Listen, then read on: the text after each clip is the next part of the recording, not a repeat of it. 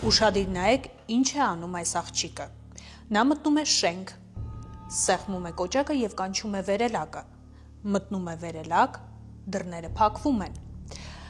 Վերելակ մտնելուց ընդամենը մի քանի րոպե հետո այս աղջիկը անհետանում է բառի բուն իմաստով, նրան այլևս ոչ ոք չի տեսնում։ Շենքի տեսախցիկները ցույց են տալիս, որ աղջիկը չի լքել շենքի տարածքը, բայց նրան չեն գտնում նաև բնակարանում։ Այն, ինչ կատարվել է այս երիտասարդ աղջկա հետ եւ նրա դեռ չծնված երեխայի հետ, շոկային է ու չի տեղավորվում ոչ մի նորմալ մարդու գլխի մեջ։ Հենց հիմա ես ձեզ ցույց կտամ կադրեր եւ դուք կտեսնեք, թե իրականում ինչ է կատարվում աղջկա հետ վերելակ մտնելուց ընդամենը մի քանի րոպե հետո եւ ուր է նա անհետանում։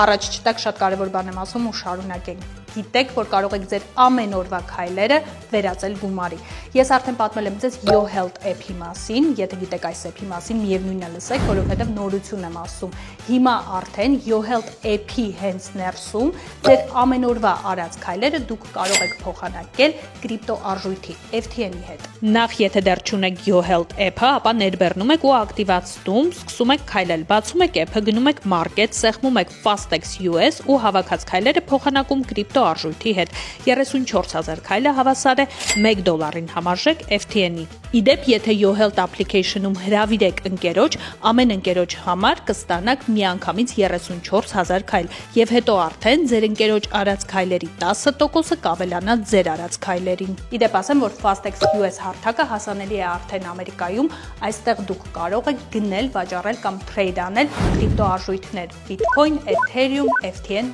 եւ այլն։ Իսկ հիմա անցնենք այսօրվա պատմությանը։ Եվ այսպես 2014 թվական փետրվարի 13 երիտասարդ աղջիկը Լորետա Սանդերս անունով մտնում է վերելակ, որպեսզի բարձրանա իր բնակարան,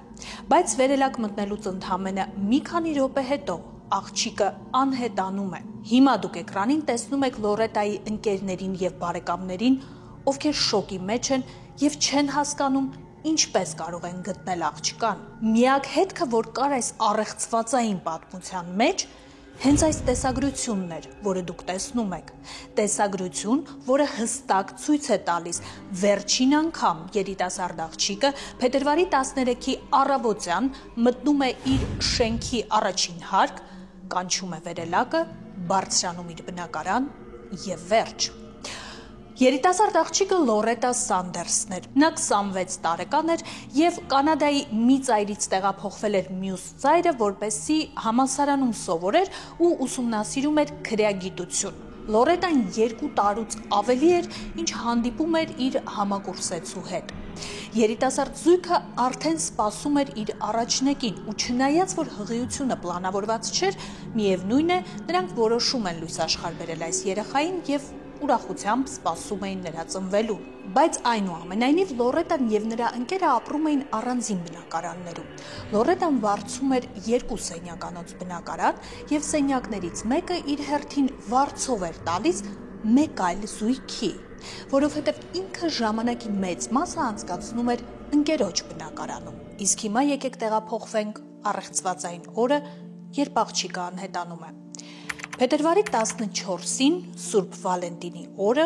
Լորետայի քույրը երեկոյան որոշում է նրան հաղորդագրություն ուղարկել եւ իմանալ ինչպես է անցել քրոջ Սուրբ Վալենտինի օրը եւ ինչ նվեր է նա ստացել։ Բայց Լորետայից ոչ մի պատասխան չի ստանում։ Քույրը սկզբում չի անհանգստանում, որովհետև մտածում է, որ Լորետան պարզապես ռոմանտիկ ժամանակ է անցկացնում իր ընկերոջ հետ եւ մյուս օրը կապի դուրս կգա։ Բայց իսկական խուճապը բարձրանում է այն ժամանակ, երբ մեկ օր հետո փետրվարի 15-ին Լորետայի ընկերը զանգահարում է Լորետայի քրոջը եւ հարց ու փորձ է անում, արդյոք նա որևէ տեղեկություն ունի աղջկանից։ Հենց այդ ժամանակ քույրը եւ ընկերը հասկանում են, որ երկուսն էլ արդեն 1.5 օր է, ինչ ոչ մի նորություն չունեն Լորետայից։ Բարձրանում է խուճապ եւ աղմուկ։ Բարեկամները դիմում են ոստիկանություն։ Ոստիկանությունը առաջինը իհարկե հարցաքննում է Լորետայի ընկերոջը, ով փաստորեն վերջինն էր, որ տեսել էր աղջկան։ Ընկերոջ խոսքերով նա աղջկան տեսել էր փետրվարի 13-ի առավոտյան ժամը 10-ի կողմերը։ Աղջիկը դուրս էր եկել նրա բնակարանից եւ գնացել էր իր սեփական բնակարան, որը գտնվում էր մոտավորապես 15 րոպեվա ճանապարհի վրա։ Բայց հետաքրքիրն այն է, որ տուն գնալուց հետո Լորետան եւ նրա ընկերը նամակագրության մեջ են եղել։ Այսինքն նրանից հետո, ինչ աղջիկը նստել է վերելակ, դեռևս մի քանի ժամ նա հաղորդագրություններով շփվել է իր ընկերոջ հետ։ Վերջին հաղորդագրության մեջ Լորետան ասել է, որ պատրաստվում է այդ օրը հանդիպել իր ընկերուհիներից մեկին, բայց թե ով է այդ ընկերուհին եւ ինչու է նա որոշել նրան հանդիպել, կպատմի, երբ որ հանդիպեն։ Սա լինում է վերջին հաղորդագրությունը աղջկա կողմից ուղարկված։ Այնուամենայնիվ ոստիկանությունը այս պատասխաններով չի բավարարվում։ Ոստիկանության համար միևնույն է առաջին կասկածյալը շարունակում է մնալ Լորետայի ընկերը։ Ինչու, որովհետև նախ մի քանի օր հետո ոստիկանությունը ստանում է ինֆորմացիա Լորետայի քրոջից այն մասին, որ իրականում վերջին շրջանում աղջիկը եւ երիտասարդը բավականին լարված հարաբերությունների մեջ են եղել եւ Լորետան քրոջը նույնիսկ խոստովանել է, որ ուզում է առաջիկայում բաժանվել երիտասարդից, նույնիսկ մինչեւ երեխայի ծնվելը։ Երկրորդ կասկածելի բանը ոստիկանության համար այն էր, որ չնայած հետախուզության արդյունքում երիտասարդի տանը ոչ մի արյան հետք, ոչ մի կասկածելի իր չի գտնվում, բայց այնուամենայնիվ երիտասարդի տնին շատ զարմանալիորեն սուր մաքրող հեղուկների հոտ էր գալիս։ Բայց չունենալով ոչ մի ակնհայտ ապացույց, ոստիկանությունը որոշում է գնալ Լորետայի բնակարան եւ հետախուզությունը շարունակել այնտեղ։ Ինչ է գտնում ոստիկանությունը Լորետայի բնակարանում։ Ոչինչ, ամեն ինչ հանդարտ էր, խաղաղ, ոչ մի հետք ցույց չէր տալիս, թե այդ բնակարանում ինչ-որ բան է տեղի ունեցել։ Ու այստեղ առաջ է գալիս այս ամբողջ պատմության գլխավոր բանալին, գլխավոր հետքը։ Ոստիկանությունը պատահաբար տեսնում է, որ շենքի առաջին հարկում կան տեսախցիկներ։ Վերցնում են տեսախցիկները, նայում են ձայնագրությունները եւ այնինչ տեսնում են ձայնագրությունների մեջ ոչ միայն շոկային էր, այլ նաեւ ել ավելի է խճճում այս առանց այն էլ խճճված եւ առեղծվածային պատմությունը։ Տեսագրության մեջ, ինչպես արդեն դուք գիտեք, առավոտյան 10-15 րոպեի կողմերը ներս է մտնում շենք երիտասարդ աղջիկ, որը մեկին մեկ նման է Լորետային, եւ դա իսկապես Լորետան է։ Նա մոտենում է վերելակին, սեղմում է կոճակը, կանչում է վերելակը, որպեսզի բարձրանա իր բնակարան, մտնում է վերելակ, դռները փակվում են եւ վերջ։ Դրանով ամեն ինչ ավարտվում է։ Ոստիկանությունը ժամեր շարունակ առաջ է տալիս տեսագրությունը, հասկանալու համար վերջապես արդյոք Լորետան այդ օրը լքում է շենքը, բայց ոչ մի կադր, ձայնագրությունը հստակ ցույց է տալիս, որ դա վերջին անգամն է, երբ Լորետան ելք կամ մուտք է կատարել շենքում, այսինքն նա պարզապես մտել է վերելակ եւ վերջ, այլևս նրան տեսախցիկները չեն ֆիքսել։ Ինչ է անում ոստիկանությունը։ Ոստիկանությունը սկսում է հարցուփորձ անել Լորետայի բոլոր հարևաններին։ Ոչ ոք ոչինչ չէր տեսել եւ ոչ մի տարօրինակ բան չէր նկատել։ Ոստիկանությունը նաեւ զրուցում է այն երիտասարդ զույգի հետ, որը վարձում էր աղջկա բնակարանի երկրորդ սենյակը,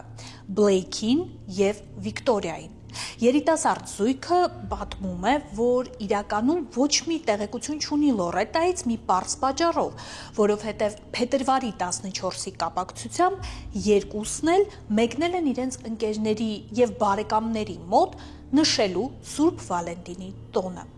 Այսինքն նորից ոչ մի հետք եւ ոչ մի պատասխան։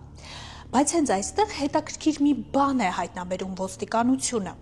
Ստուգում են Լորետայի բանկային հաշիվները եւ պարզ է դառնում, որ փետրվարի 13-ին ցերեկը ժամը 3-ի կողմերը Նա իր բանկային քարտը օգտագործել է մոտակա քոֆի շոփերից, սրճարաններից մեկում սուրճ գնելու համար։ Այսինքն պարզվում է, որ աղջիկը վերելակ մտնելուց հետո անմիջապես չի անհետացել։ Դրանից հետո մի քանի ժամ Լորետան ոչ միայն հասանելի է եղել, ողջ է եղել, այլ նաև փաստորեն դուրս է եկել շենքի տարածքից, գնացել է մոտակա սրճարան և օգտագործել է իր բանկային քարտը։ Ինչպես կարող էր դա լինել, որ շենքի տեսախցիկը չի ֆիքսել այս ելքն ու մուտքը, մնում էր առեղծված։ Բայց միևնույն է, ոստիկանությունը որոշում է գնալ այս հետքերով։ Նա գնում է հենց այն սրճարանը, որը ֆիքսված էր բանկային հաշիվներում։ Հիմա ձեր էկրանին դուք տեսնում եք այս բացառիկ կադրերը։ Տեսնում եք, թե ինչպես է քոֆի շոփին սրճարանին մոտենում Լորետայի մեքենան, կապույտ Տոյոտան։ Սրճարանի աշխատողը իր մարմնով ոչ դիտավորյալ իհարկե, սկզբի մի քանի րոպեվա ընթացքում փակում է տեսախցիկը և դուք, ինչպես նաև ոստիկանությունը, սկզբում չի կարողանում հասկանալ, թե ով է ղեկին և արդյոք Լորետան մեքենայի մեջ է։ Բայց ինչպես տեսնում եք, հիմա աշխատակիցը բացում է տեսախցիկի տեսադաշտը և պարզ երևում է, որ մեքենայի ղեկին բոլորովին էլ Լորետան չէ։ Մեքենայի ղեկին երիտասարդ տղամարդ է, որը նաև Լորետայի ընկերը չէր։ Նա սպիտակ տղամարդ է, շատ կարճ կտրվածքով կամ նույնիսկ ճաղատ։ Բայց նրա կողքին կա նստած կին ուղևոր, ով իրականում հագել էր այն նույն կապույտ վերնազգեստը, որն այդ օրը Լորետայի հագին էր։ Ենթադրություն՝ ղեկին անծանոթ, անհայտ, առեղծվածային տղամարդ էր, նրա կողքին նստած էր Լորետան։ Ոստիկանությունը ենթադրում է, որ այդ տղամարդը հենց այն առեղծվածային ընկերուհին է, որին Լորետան պետք է հանդիպեր փետրվարի 13-ին և որի մասին պատմել էր ընկերոջը հաղորդագրության միջոցով։ Մեքենան դուրս է գալիս սրճարանի տարածքից և կորում է տեսախցիկների տեսադաշտից։ Ոստիկանությունը մի ամբողջ օր անցնում է բոլոր մոտակա սրճարաններով, խանութներով, փորձում է ուսումնասիրել բոլորի տեսախցիկների ձայնագրությունները, հասկանալու համար, թե վերջապես որ ուղղությամբ է շարժվում Լորետայի ավտոմեքենան։ Եվ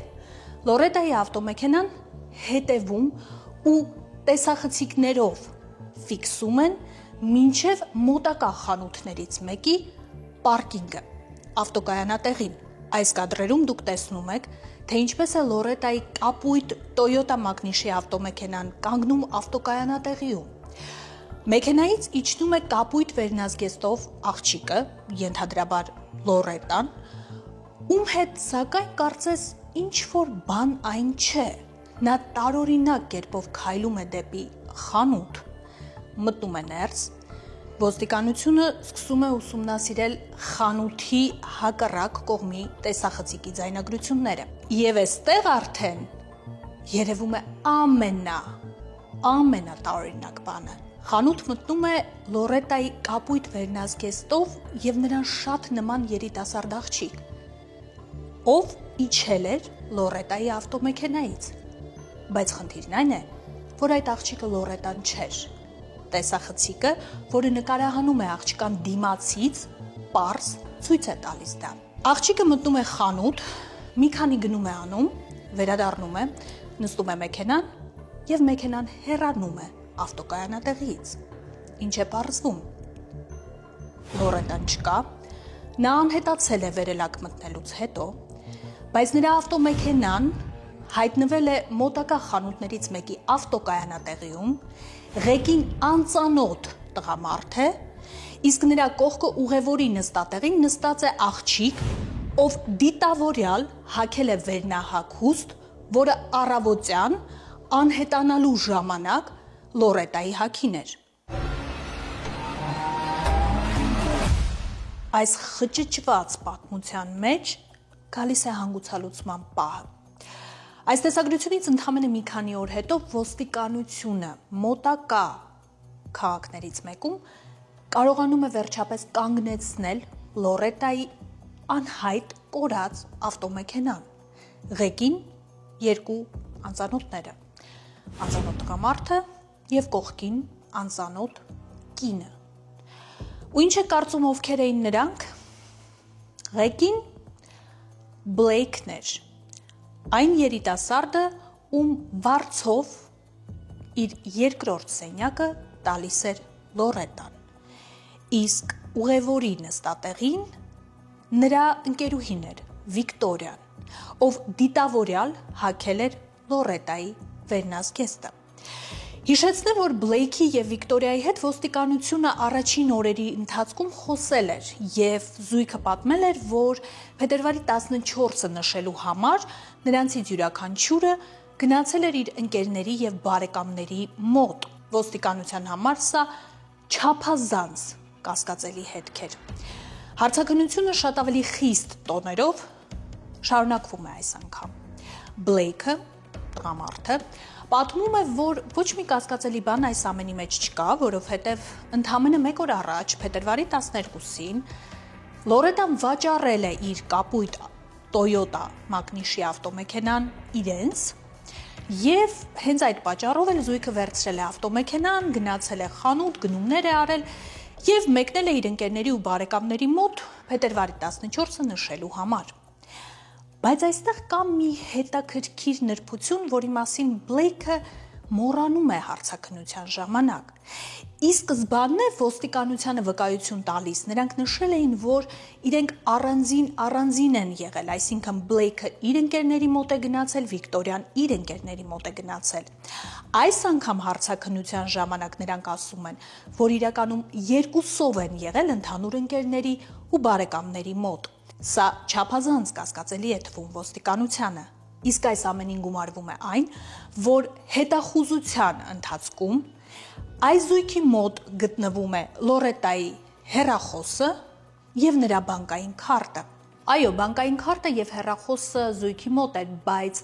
դա դեռևս չէր նշանակում վերջնականապես, որ Բլեյքը և Վիկտորիան մեղավորներն էին։ Ոստիկանությունը ևս մեկ անգամ սկսում է նայել շենքի տեսախցիկի ձայնագրությունները, ու հիմա դուք դրանք տեսնում եք ձեր էկրանին։ Լորետայի վերելակ մտնելուց մի քանի ժամ հետո սկսվում է տարօրինակ իրարանցում, անցուդարձ։ Դուք տեսնում եք կադրերում Բլեյքին։ Նա մեկ ժամվա ընթացքում մի քանի անգամ տնից իջնում է ներքև և դեպի մեքենան տանում է տարօրինակ մեծ չափսերի պայուսակներ և հատկապես պայուսակներից մեկը չափազանց ծանր է լինում և նա չափազանց տարօրինակ կերպով է այդ պայուսակը կրում։ Տպավորություն է, թե Բլեյքը և Վիկտորիան պարզապես հավաքել են իրենց իրերը և լքում են բնակարանը, տեղափոխվում են։ Այս տարօրինակ տեսագրությունները ոստիկանությանը ստիպում են էլ ավելի խիստ հարցաքննություն իրականացնել։ Եվ քանի որ մեկին մեկ պարզ էր, որ այս զույգի մեջ թույլ օղակը Վիկտորիան է, հարցաքննությունը հենց անցնում է աղջկա հետ։ Եվ ինչ է պարզվում։ Այո, պարզվում է այն, ինչ ձեր մտքով անցավ։ Իրականում Լորետայի անհայտ կորելու պատճառը հենց նրա հարևաններն էին, Բլեյքը և Վիկտորիան, բայց այն, թե ինչ էր թաքնված այս ամենի հետևում, շատ ավելի ողբերգական է ու իսկապես շոկային է ու չի տեղավորվում նորմալ մարդու բանականության մեջ։